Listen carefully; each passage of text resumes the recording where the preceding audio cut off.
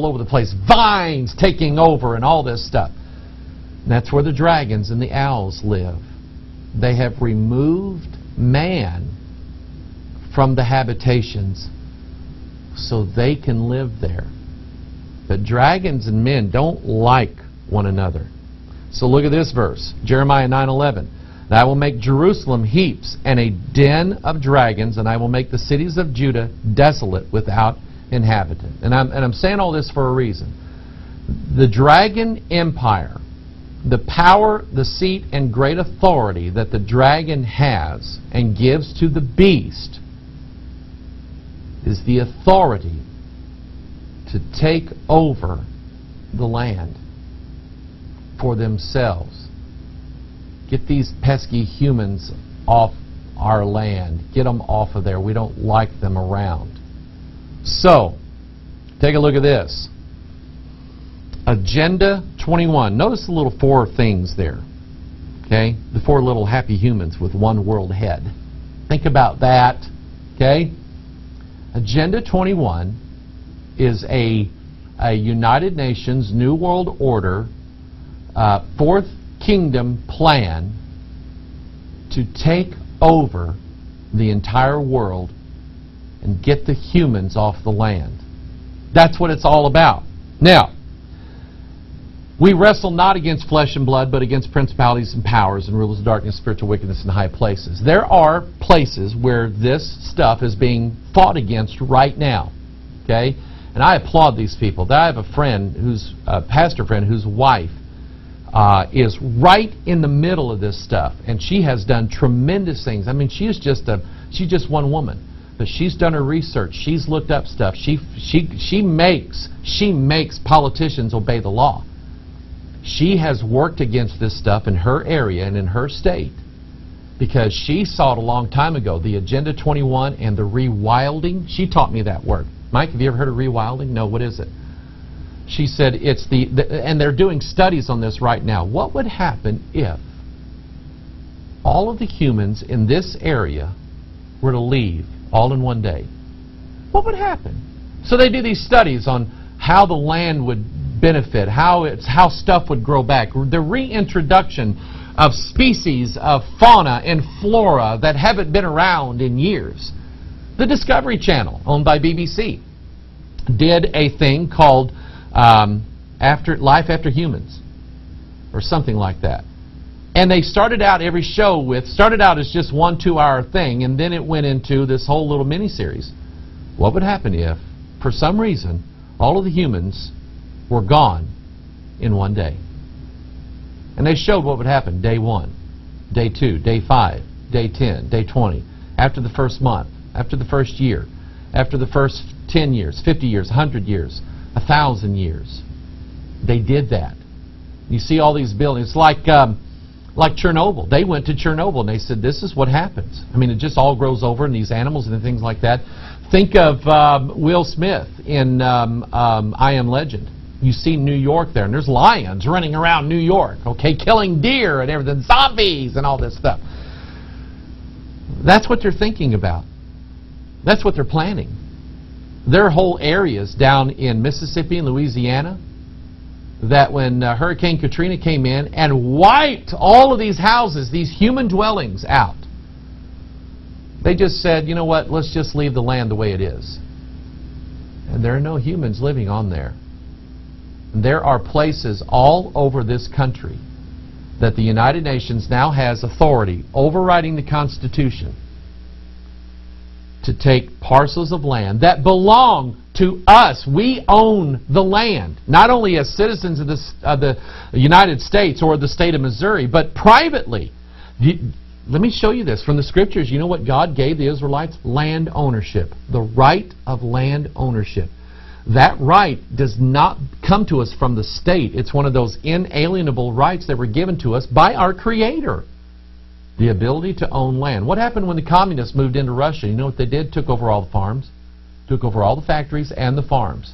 Now the guys who farmed on the farms, they don't own the farm anymore. They get paid a monthly salary. They pretend to work. And the state owned it. That's what's being planned right now. So the rewilding of major sections of land that we own, we have rights to them. Agenda 21 says, oh no you don't. We're saving this for the beads and the beads, the birds, the bees, the beasts. That's what we're saving it for, because they deserve a chance too, and we're harming them. This story showed up. Agenda 21 vote. Missouri House bans UN sustainability program. Missouri right now has the benefit of having what's called a supermajority in its state legislature, mostly conservative. And we have a liberal Democrat for a governor. And so what happens is, right now, they've only got a couple years to do this. They've run through bills that needed to be done for years. Gun control, revoking gun control measures and different things like that. One of them that they run through and they voted on, and even if the governor vetoes it, they can go back and still get approval from the legislature, was Missouri. In fact, let me read the article here. The Missouri House of Representatives on Monday passed a ban on the United Nations Sustainability Plan Agenda 21 after a spirited discussion of space aliens and how Walmart could avoid zoning laws to build more stores.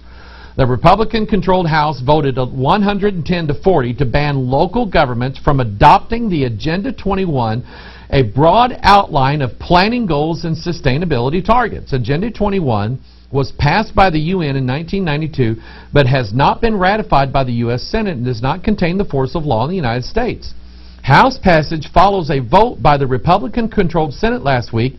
Governor Jay Nixon, Democrat, is likely to veto the measure. Agenda 21, a lot of people think it is a conspiracy theory, but it is a real book. State Representative Scott Fitzgerald from Shell Knob said, it deals with property rights and our food source. It deals with our ability to produce food and employ agricultural methods. In other words, there are some legitimate, reasonably thinking men in the state legislature, voted in by reasonable people, put them in office. They did their research. They said, you know what? There are principalities. There are municipalities all around in Missouri that are adopting Agenda 21 standards, and it's not the force of law in this country. What we're doing is that cities and different municipalities are allowing the UN to take over this section of land here and turn it over to the United Nations and say, now the United Nations has control over this.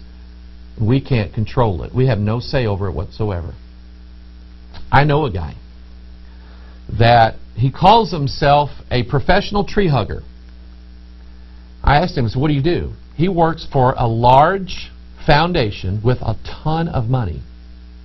And his job is to go around in Colorado and buy land with that money. You know why he buys it? So they can run all the people off of it and let the deer and the turkey have it, and the snails and the little chipmunks and the bears to have that land back. Rewilding the land, getting the humans off of the land. That's what Agenda 21 is. It's being fought in different states. It's being fought in Missouri because these people are sensible and they're saying, you know what, that's our land. And we know what they're going to do. They're going to eventually take over everything. Okay? There's a map. There is a map. I'll show you this. The map of what this looks like. It's the United States with the paw of the bear being ripped in shreds by Agenda 21. All of those areas on there are basically land that we don't have any control over anymore. Why are they doing this? What is it? What is it about these dragons and these beasts and these principalities that they don't want humans on the land anymore? Why is that? I'll show you from the Bible. Genesis chapter 9. Here's what God said. And God blessed Noah and his sons and said unto them, be fruitful and multiply and replenish the earth. I'm going to stop right here because along with Agenda 21 is Planned Parenthood. They work in cahoots with one another. Because Planned Parenthood, and I am only going to repeat what the founder of Planned Parenthood, I can't remember her name, anyway, Hillary Clinton's idol, I can see her face. But anyway, here's what she said. She basically said, all you pesky black people and you Latinos and you Jews and you mongrels from all these other different parts of the world who are not like us good white Caucasian people, you need to stop breeding because you're hurting the planet. You're hurting the rest of us. You're eating up all of our good stuff. So what she did was she went around building abortion centers and Planned Parenthood centers in cities like Chicago, New York, large cities, Pittsburgh, putting them in places where blacks and Hispanics and all these mongrel races that she referred to live, to teach these people how not to have 12 kids, to abort most of them and kill them. That's what she stood for.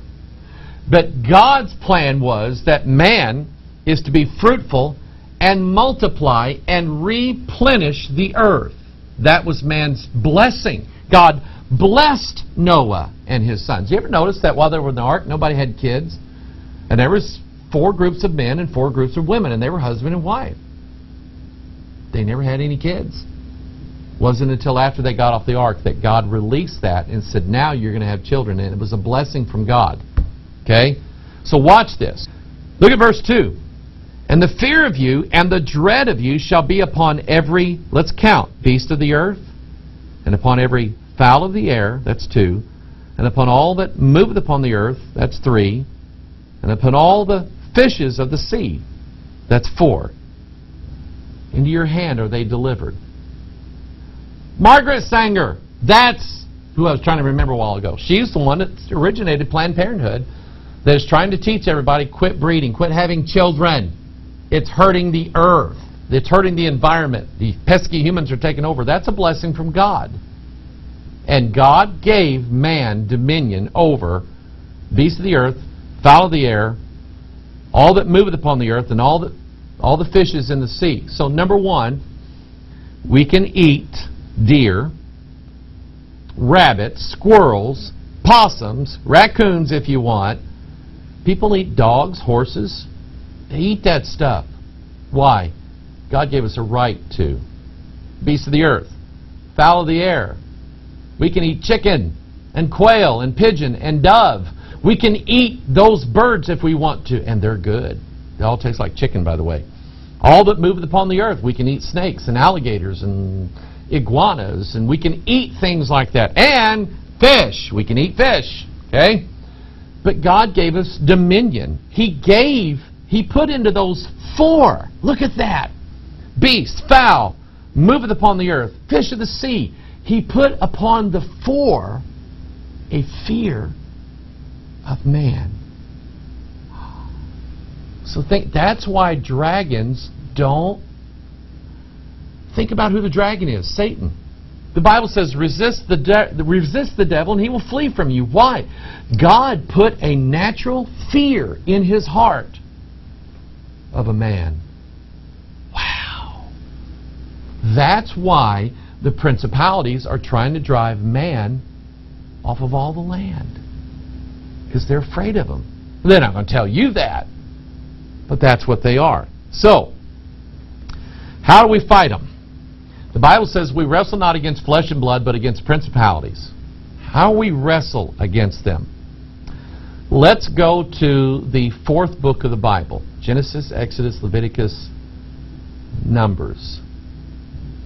Because there were some beasts that already lived in Canaan land. You remember that? They were the product of the sons of God, beasts, and the daughters of men. They were the giants, and the giants had completely overrun Canaan land. And they didn't want those pesky humans in there. They didn't want them in there. So God said, that land is yours. I'm going to give it to you. See, land ownership. And so what happens? They send the 12 spies in there for how long? 40 days.